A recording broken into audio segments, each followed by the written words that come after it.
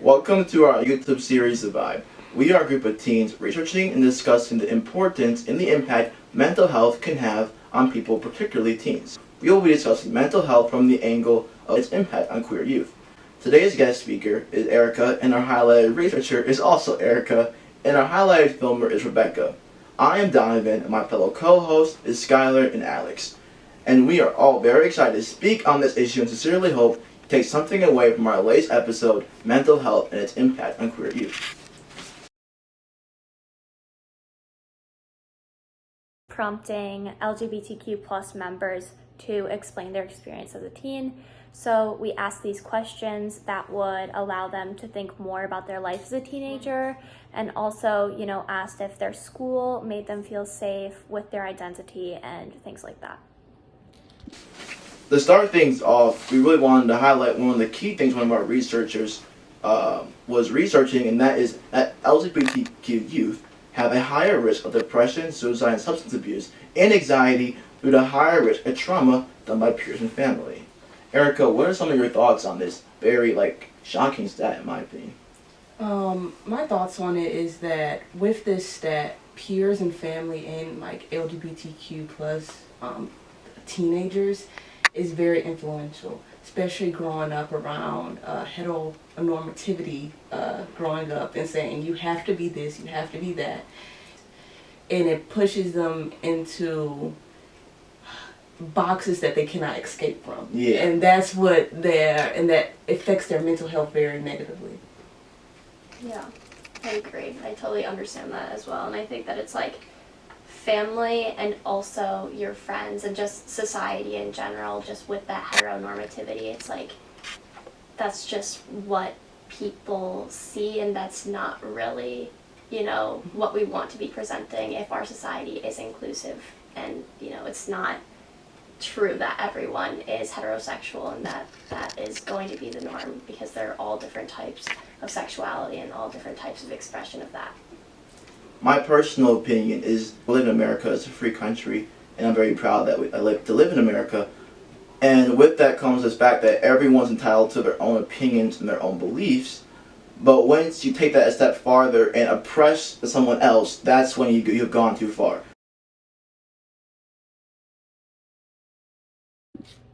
Do you feel the environment outside the LGBTQ plus community could be changed in order to create a safer space?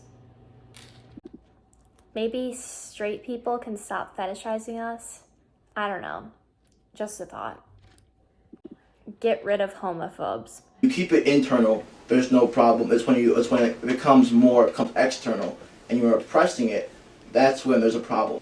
Yeah. But for you, Erica, what is your opinion on it? Yeah, I agree with Donovan for the most part. They should deserve rights just as much as anybody else. Yeah. And I feel like when that internal, like you said, internal belief of homophobia and stuff gets outward towards other people, and they say, "Oh, my religion is," you can't do this because of my religion. Yeah. That doesn't associate anything with the person. No difference. It makes no difference at all. And America is such a good example because there are so many different religions, so many different beliefs. It's not black or white. I have met people who, because I'm friendly with them, they have opened up to me and they have revealed their internal belief is that they would prefer if everyone was heterosexual. I said straight up, that's just how. But they said that I would never oppress that belief on someone who was not heterosexual. So even though they would prefer that was the case, they would never oppress that. And that's why I think, so it's not one side. If you internally believe that doesn't automatically make you homophobic. You're homophobic means you're oppressing someone with that belief. And until you oppress it, you're not really homophobic. And that's something I think some people struggle to grasp, in my opinion.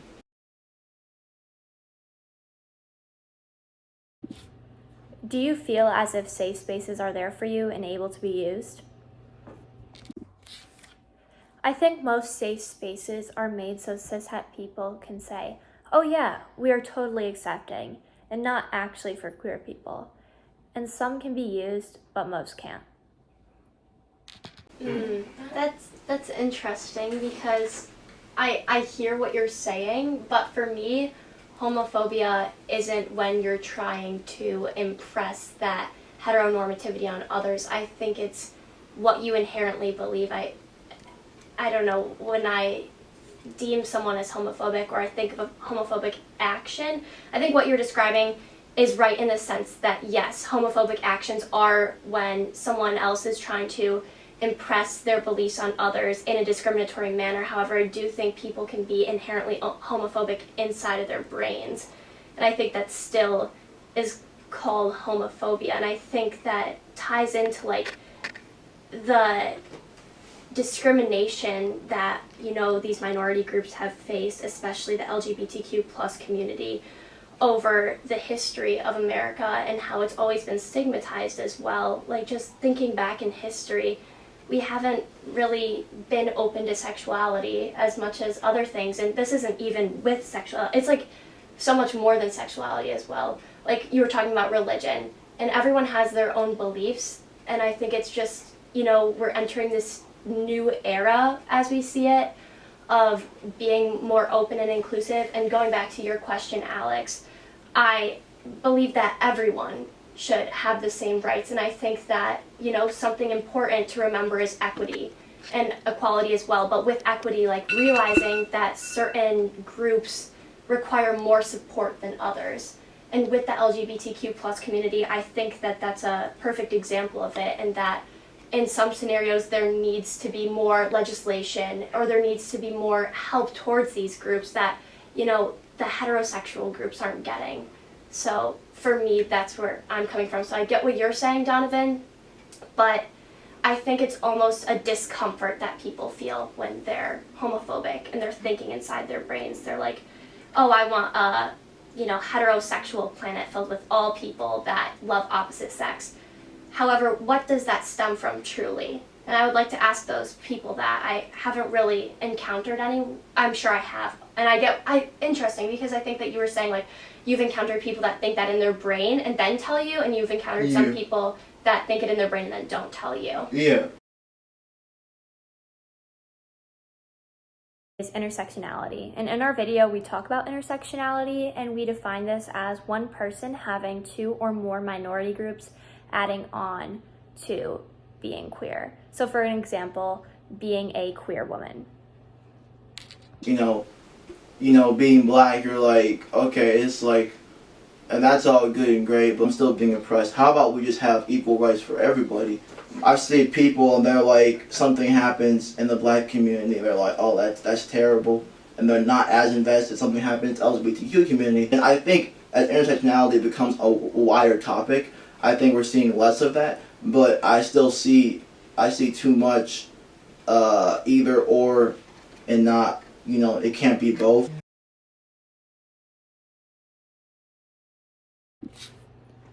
Do you feel that intersectionality has contributed to your experience as a queer youth? If so, why? Yes, because of queer representation in social media that was shown to me. I learned about the LGBTQ plus community and later realized I was a part of it.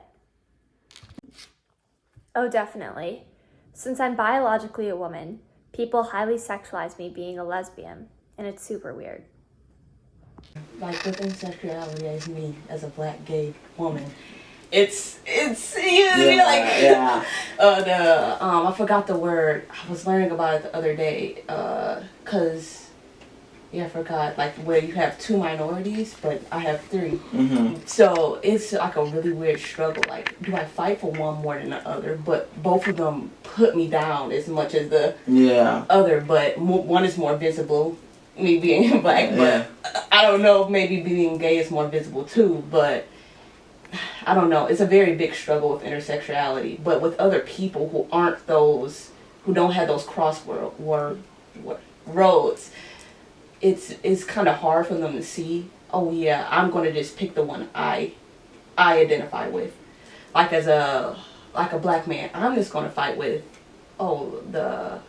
like, Black Lives Matter. Because I don't really have to worry about the other things. Yeah. But there are people who have to worry about every single one. Yeah. So, yeah, that's the and that's, you bring up a good point. And also, I've seen people who are white and gay be racist. I mean, it doesn't exclude, so to Alex's point, I think that's why you see those type of conversations happening in minority groups, because the fact of the matter is, I see a black man, and I could be down south, I could be in the West Coast, and there's a sense of brotherhood. There's something there that connects us through our history and culture. But I think that's why you would see, like you said, a black man who would head like Black Lives Matter, because the fact that he knows that there are people who are Caucasian, identify as gay or queer, who would treat him discriminatorily, and that's a sad topic that's not often talked about, but I think needs to be talked about. I think there's actually a stereotype that the opposite happens, that because someone is queer, they will automatically understand your struggle as a black person. That's not always the case, and I think that's something that needs to be addressed. Yeah, with the white queer community, it can be racist, like very racist, and even with the black community, it can be very, very homophobic, especially in my family. It's hard, and it's more of like, oh, it's expected. Like with the black community, homophobia is there. It's always there. But with the white queer community, racism is there. It's always there. It's just a history of minorities fighting minorities. Our third and final section of the questionnaire was surrounding what can benefit the LGBTQ plus community. So that was our big question. And then, we were saying, going forward, how would you like people outside of the community to help make the world a better place for people inside the community? Information.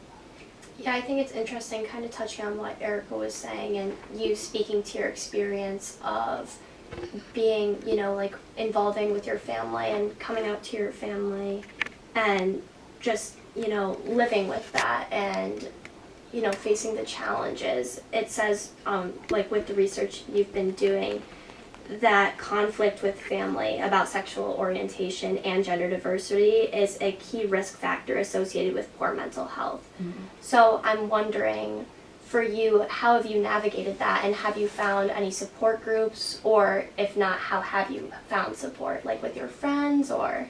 Yeah, I would mainly say my friends, my sister. I love my sister. She, when I came out to her in ninth grade, it was the best thing ever. She accepted me. She didn't care at all. Like, we really went to the mall afterwards. She's like, oh, yeah. Like, I don't know. Yeah. It was very welcoming. But with my parents, it was a rough patch. But like to have, like not like most people, like to have that welcoming in my home. Not with my parents, but with my sister, I had a safe place with her. Not relatively my home, but with her. And I feel like that made me safe. It made me go through whatever changes, like with my mental stability during that time. And yeah, like with that safe place with her, it made me better, I'll say. Yeah. In a perfect world, how would you like to be supported by others outside the LGBTQ plus community? In a perfect world, I don't think there'd need to be more support than the bare minimum. Like, coming out wouldn't have to be a big deal if it happened. It might not even exist. Your friend just might show up one day being like, I have a partner of the same gender. Coming out might only happen for transgender identities, as you'd have to tell someone you use different pronouns. But in a perfect world, it wouldn't be a big deal. Like, it would have always just been natural and everyone would recognize it instead of homophobes trying to pretend like gay wasn't real until 2020. I just want to be accepted the way straight people are accepted. I love that, and I think that that's a really important thing, especially with queer mental health or just mental health in general, is finding your support group and finding maybe that person, that place, that thing that makes you feel as though, okay, I can take a step back from whatever this messy reality can be and kind of just breathe and realize that, I am who I am. I love myself, and, it's not going to change if people are being oppressive towards me or if people are, hating on me for just being myself. So I'm really glad that you have your sister. Yeah. So, and I'm sorry that you had to go through that rough patch with your parents, because that can be super stressful, like especially if you go home and especially with like mental health in like middle school. Oh, and that's good. But especially like with that sense of hate, like I hated myself. Yeah. I did not want to be myself, and that like pushed me to very dark corners, and like not being out to anyone, just myself, and just like, oh, I can change, I can always change. That impacted me very negatively, and those impacts are still with me today. Yeah, so Erica, how would you tell like the viewers that could be watching now, like how would you give them tips or like solutions to like what you are struggling with? I would say everything takes time. Everything takes time, and self-acceptance takes time. And all you have to know is that time will solve everything. Because even if time is a day, a week, a month, or a year, it's time, and you will feel better. And I would say to start accepting yourself, you have to start not worrying about what other people think. And that's hard because you have different struggles, different threats towards you. But you have to start thinking, oh, are those things really going to affect me in the long run? In that time it takes for you to start accepting yourself. That's beautiful, and I think, it's very important. I think that really touches on, I think that's really going to help people. I think just in general, self-acceptance is, important to mental health all around. So, it's really something. Any final thoughts on this subject?